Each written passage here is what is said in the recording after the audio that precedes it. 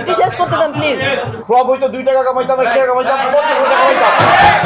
এই কথা আপনি বলতে পারেন না। আমি পারফেক্টলি ছবি রিলিজ করেছি, আপনি কেন এইভাবে কথা বলছেন? আমি কাউকে রিকোয়েস্ট করিনি আমার ছবি নেওয়ার জন্য। এই ভাই তাদের তো লক্ষ লক্ষ টাকা আর আমার কোটি কোটি টাকা। এখানে সাকিব খানের সমস্যা হচ্ছে এভাবে বলছি কেন? ইন্ডিয়া সব রেগি টেগি করে কিন্তু আমরা কমপ্লিট একদম শুটিং এ যাব, এমন সময় আমাদের হাদি হত্যার ঘটনার পর সমস্ত কিছু বন্ধ হয়ে গেল। তো তড়িঘড়ি করে হঠাৎ করে মানে শ্রীলঙ্কায় চলে যেতে হলো। শ্রীলঙ্কা যাওয়ার পরে আমরা 7 দিনের মধ্যে আমাদের একটা হিউজ এক্সপেন্স হয়ে যায়। 7 দিন পরে শুনলাম আমাদের পারমিশনটা চলে আসছে। ইন্ডিয়ানরা আমাকে পুরো জিম্মি করে আমার কাছে টাকা নিয়েছে। ইন্ডিয়ান গভর্নমেন্ট থেকে শুরু করে আমাকে অনেকভাবে একদম জায়গায় ব্রেক করে দিয়েছে। আমি শুধু একটা কথা বলবো যে কলকাতার ছবির অভিজ্ঞতা আমার জন্য এত খারাপ, মানে ওরা আমাদেরকে যথেষ্ট মানে পুরো একদম ডাবায় দিয়ে দিচ্ছে, শত্রুতামূলক আচরণ করেছে। আমার যে একদম লাইন প্রডিউসার, আমি একদম সবার সামনেই বলতে চাই যে তারা আমাকে কোনো রকম মানে কোঅপারেশন করে নাই। এয়ারপোর্টে দাঁড়ায় আমি টাকাটা দিয়েছি, তারপরে সেই এয়ারপোর্ট থেকে এখানে মানে এতটা আমাদের সাথে মানে খারাপ ব্যবহার করেছে। ছবিটা আগের দিন আমি ডিসিপিটা পৌঁছে দিয়েছি জাজ মাল্টিমিডিয়াকে। তো আমরা 11:30টার দিকে ওনাদের ওখানে পৌঁছালাম, কিন্তু ঈদের আগের দিন সারা রাতই আমরা ওখানে ছিলাম। আমি যে ডিসিপিটা পৌঁছেছি 11:30টার সময়, এটা আমি আমার ডিরেক্টর পৌঁছেছি, উনি আনকমপ্লিট করে ছবি রিলিজ করে নাই, আমি কমপ্লিট করে এসেছি। না, সেন্সরে কোনো সমস্যা হয় নাই। একটু পরে করতে দেন, কইতে দেন। আমি জানি না, আমি বলতে হয় একদম সাকিব খানকে টাকা দিলাম, কিন্তু উনি আবার টাকা নিয়ে উনি বিদেশে শুয়ে থাকলো, শুটিং করলো না। আমরা সমস্যাগুলো আমরা শুধু বলতে হবে আপনাকে যে সাকিব খান, আমরা সাকিব খানকে চালাবো না, উনি ভয় করবো। এরকম বন্ধ করে কিচ্ছু হবে না। আমার এই যে আমি লক করছি, না করে বিক্রি করে আমি এখন থেকে থ্রেট বন্ধ আমার। আমি তো রিং করতে দিলে গেল। আমার সব সিনেমা আমার আপনার সমস্যাগুলো আপনি বলবেন, আমি এখানে একটা সমস্যা, আপনার মতো আর কেউ আসবে না। আর আমরা সিনেমা বন্ধ করে চলে যাবো চলচ্চিত্রে এই দেশ থেকে উঠা হয়ে যায়। আমাদের কিন্তু আমাদের কোনো কিছুর দরকার নাই। আমরা ছবি তৈরি করবো না, আমরা হল বন্ধ করে গোডাউন বানায় রেখে দেবো। আমরা সমস্যাগুলো বলতে হবে, সাকিব খানের সমস্যা করতে, অমুক এই সমস্যা করতে, অমুক এই সমস্যা করতে, যেখানে যেখানে সমস্যা আপনি বলবেন, আর কেউ আপনার মতো নতুন কেউ আসবে না, আমরা ছবি চালাবো। আচ্ছা, আপনার কথা আমি উত্তরটা দিচ্ছি। সেটা হচ্ছে যে মানে এখানে সাকিব খানের সমস্যা হচ্ছে এভাবে বলছি কেন? আমরা দেখেন শুরুটা যে আমি করেছি ছবিটাতে শুরু করলাম, আমরা সমস্ত জায়গায় রেকি করলাম, ইন্ডিয়া সব রেকি টেকি করে কিন্তু আমরা কমপ্লিট একদম শুটিং এ যাব, এমন সময় আমাদের হাদি হত্যার ঘটনার পর সমস্ত কিছু বন্ধ হয়ে গেল। আমাদের সমস্ত বিচারিত সব ক্যান্সেল। 10 লক্ষ টাকা দিয়েছি আমি শুধুমাত্র মানে আমার আর্টিস্টদের ছবি করার জন্য। কেউ কিন্তু আমার ওই টাকাটা ফেরত দেয় নাই, বরঞ্চ আমি কি হয়েছে, আমি কিন্তু পুরো পারমিশন লেস ছিলাম, পারমিশন পাই নাই। তো তড়িঘড়ি করে হঠাৎ করে মানে শ্রীলঙ্কায় চলে যেতে হলো। তো শ্রীলঙ্কা আমরা বুঝে ওঠার আগে যে শ্রীলঙ্কা যে এত এক্সপেন্সিভ আমরা বুঝতে পারি নাই। অনেকের কান কথা অনেক কথা শুনে টুনে হয়তো বা আমরা জাস্ট তাড়াতাড়ি পাড়ি জমিয়েছি শ্রীলঙ্কায়। ওখানে তো শ্রীলঙ্কা যাওয়ার পরে যেটা হয়েছে,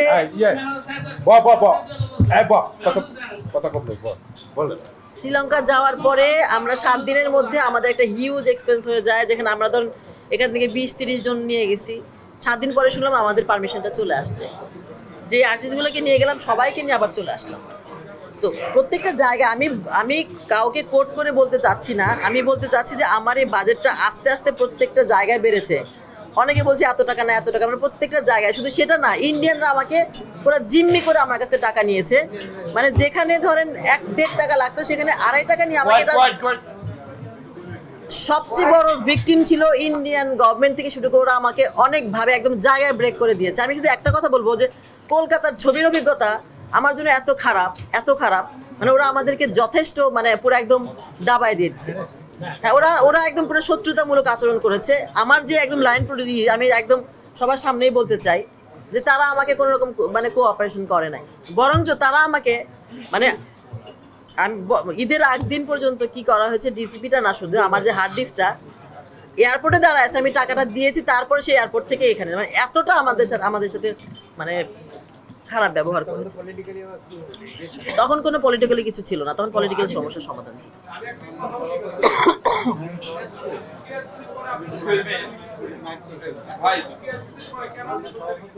এই কথা আপনি বলতে পারেন না। আমি পারফেক্টলি ছবি রিলিজ করেছি, আপনি কেন এইভাবে কথা বলছেন?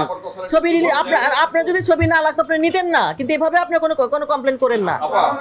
আমি তো বলি না যে আমার ছবিটা আপনি নিয়ে যান, আমি বলি নাই, এভাবে বলা উচিত না। আচ্ছা, এখন আমরা কথা না বলি, আমি কাউকে রিকোয়েস্ট করিনি আমার ছবি নেওয়ার জন্য।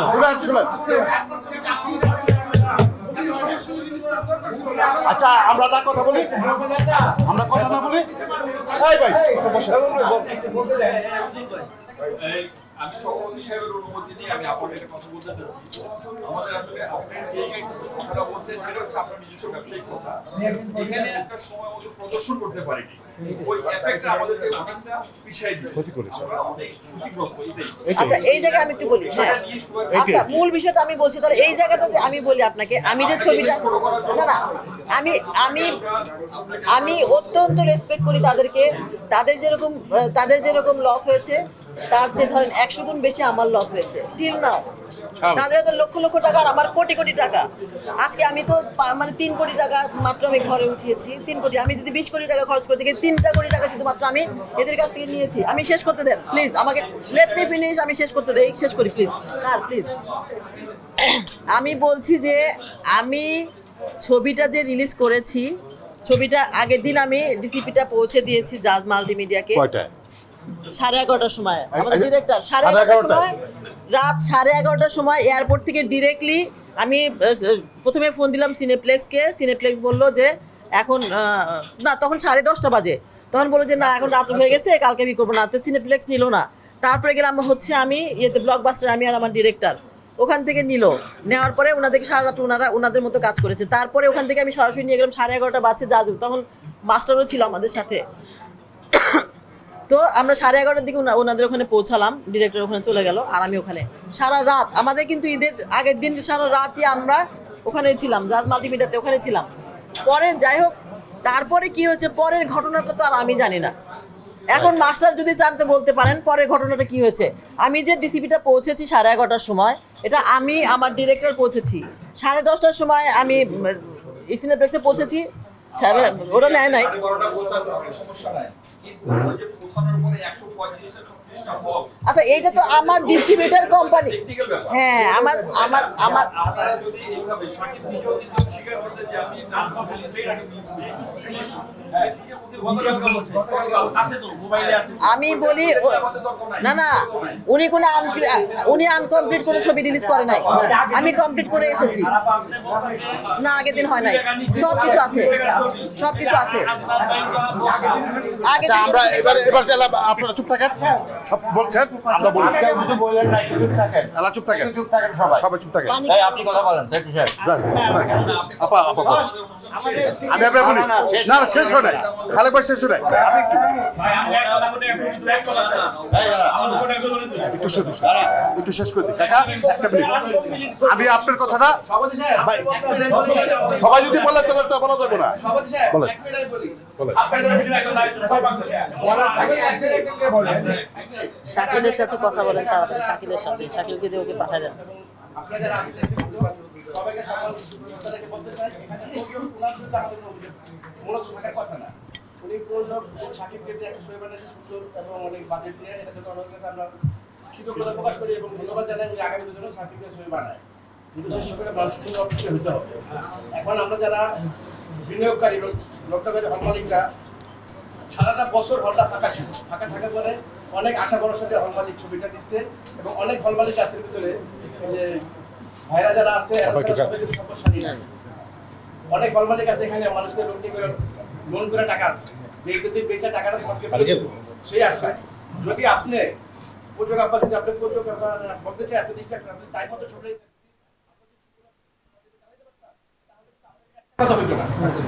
আপনার ভিতরে আমাদের অভিযোগ একটা, আপনার কেন প্রপার সময় ছবিটা আমাকে দেন নাই। 4টা ছবি একটা সময় রিলিজ হয়েছে এখানে। আপনি রাত যদি 4টার সময় ছবি দেন, আপনি কেডিএম দেন কাজে প্রত্যেকটা ছবি একসময় রিলিজ হয়েছে।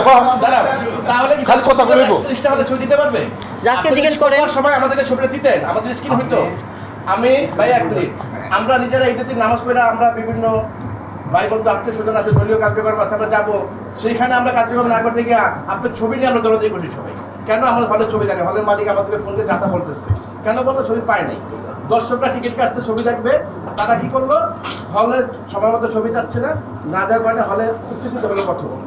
তখন তাই তারপরেও যাচ্ছে না, তারপরে আরো উত্তেজিত হচ্ছে, তাদের উত্তেজিত সংখ্যা বাড়তেছে, কেন ছবি আসতেছে না। 12টা বেজে গেল, ঠিক আছে 12টার শো গেল, 3টার শো টিকিট বিক্রি হয়তো 3টার শো ছবি গেল না অনেক হলে। তারপর উত্তেজিত হয়ে অনেকে সিট ভেঙে ফেলছে। তারা হল মালিক অনেক ক্ষতিগ্রস্ত। এই ড্রাইভার কে নিবে? যদি আপনি টাইম মতো ছবি দিতেন তাহলে কিন্তু এই উত্তর দর্শকের কমপ্লেনটা আপনার কাছে আসবে। এটা আপনাকে আমরা দিতে পারি না। গেলাম আপনার ছবি টাইম মতো দেন নাই আপনি। আমি আমার ছবি টাইম মতো দিয়েছি। আপনাকে দিতে হবে। আচ্ছা সব বসেন না, আমি আমার ছবি টাইম মতো দিয়েছি, এভাবেই করেছি সব সময়, এভাবেই হয়েছে সব সময়। এই ড্রাইভার আপনি নিতে হবে। বসেন আপনারা। আপনি যদি প্রমাণ এই রানা ভাই বসেন। চল ভাই, তাহলে আমাদের আরে শেষ করতে দিবেন। যেহেতু এই আলোচনাটা আমাদের প্রয়োজনীয় আলোচনা। গায়ের জোরদার হাত ঠেলা যায় না, না তাই না না? কাজ কিন্তু আপনাকে কোনো এই ভাই বসেন। আর আড়াইবে না।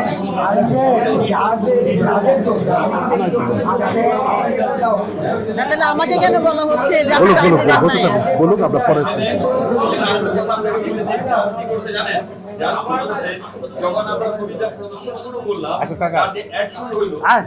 প্রত্যেকটা শো এর আগে ফার্স্ট অ্যাড হচ্ছে 11 মিনিট হয়ে গেল। সেকেন্ড যখন স্টার্ট হলো তখন হইলো আবার 11 মিনিট। বিরক্ত হচ্ছে, আমাদেরকে এত ডিস্টার্ব করতেছে। এটা ঠিক আছে, আপনার কথা রাইট, মানে হ্যাঁ আপনার কথা তো যৌক্তিকতা আছে, যৌক্তিকতা আছে। বিষয়গুলোর উপরে যে আমাদের অন্য কোনো অভিযোগ নিয়ে আমরা এটা আমাদের অভিযোগটা হচ্ছে যে সময় মতো যদি প্রদর্শনটা হয়ে যেত, তাহলে হয়তো কোনো না কোনো ভাবে রেজাল্ট বাইরে হইতো আর কি, এটাই এতে দাম। আচ্ছা, তা আমি কি একটা কথা, আচ্ছা একটা কথা বলুক, আমি কি বলতে একটা দেন। কথা বলতে পারি? হ্যাঁ বলেন বলেন ভাই। আচ্ছা, একটা কথা বলেন। জাজ সব সময় প্রত্যেকটা ছবি চমৎকার ভাবে, সুন্দর ভাবে সব সময় করছে, সব করেছে। আমার এখানে সেটা কেন হলো নাম্বার 1? একটু শেষ করতে দেন প্লিজ। না, সেন্সরে কোনো সমস্যা হয় নাই। একটু পরে করতে দেন, কইতে দেন। এটা একটু জাজকে বলতে হবে। আমি তো আর জানি না, আমার ডিস্ট্রিবিউটর তাদেরকে বলতে হবে। আমার একটা কথা হইতেছে, আপু রেডি প্রোডাক্ট দেওয়া আপনার একটু ইন্টারাপ্ট করি, মাইন্ড করেন না। রেডি প্রোডাক্ট দেওয়া আপনার দায়িত্ব। এখানে আবার সব সিনেমার মালিকরা 12টা বাজে যদি ছবি পাইতাম, ফ্লপ হইতো 2 টাকা কামাইতাম, 1 টাকা কামাইতাম, 50 টাকা কামাইতাম। রেডি প্রোডাক্ট পাইলাম না কেন? এই কথাটাই বলতে যাচ্ছে। রেডি প্রোডাক্ট আপু আপনার দেওয়া উচিত ছিল। এক মিনিট করেন না, আপনি কোশ্চেন করবেন জাজকে। আপনি 7 দিনের সময় নেন আমাদের থেকে। আপনি জাজদের কোশ্চেন করে আমাদের উত্তর দিতে হবে কেন আমার সিনেমার মালিকরা 12:30 বাজে মুভি পাইলো না। আচ্ছা বলি, আচ্ছা বলি, আরেকটা ব্যাপার আছে, একজন ভাই সবাই কমপ্লিট এই শুনেন, হ্যাঁ আজকের ভাই আল্লাহ চুপ থাকেন। সবইও ভালো না। আচ্ছা একজন তো বলে দিছে, আপা এ বলছে এলা শেষ। আচ্ছা আমি এবার একটা কথা বলি, আপা আর কথা কথা আছে না? খারাপ ভাই, এই যে এই ভাই আসলে যে আসলে নাকি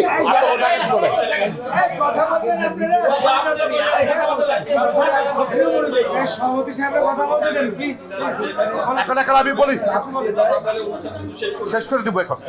আপা আমি একটা কথা বলি, আপা আর কোনো কথা আছে আপনার? না ঠিক আছে, আপনার আপনার বলতে পারেন, আমাদের শেষ করে দিন। আপনি বলেন, আপনি বলেন না। আপনি বলেন, আপনি বলেন। আমি কাদের সাথে কথা বলবো? আসলে না, কথা বলেন। বলার আগেই তো আপনার যা ইচ্ছে তাই বলে যাচ্ছেন। আচ্ছা এখন আমি একটু আচ্ছা সেটা বলতেছি আমরা। শোনার ভাই ভাই রফিক বসে। না, আমাদের সম্রাট নাকি ভাই উনি বলছেন, সম্রাট নাকি ভাই উনি বলছেন আপনি রেডি প্রোডাক্ট কেন দিলেন না? রেডি না হলে কেন জাজ দিবে? রেডি না হলে ব্লকবাস্টার কেন চালাবে? রেডি না হলে লায়ন কেন চালাবে? বলেন, ওনারা কেন চালিয়েছে? রেডি প্রোডাক্ট ছিল না?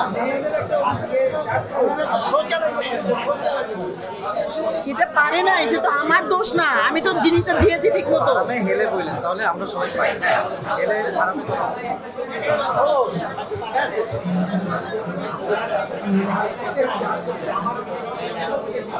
আপনি চিন্তা করেন, আমি তো প্রোডাক্টটা এনে দিলাম, তা আমার তো দোষ না।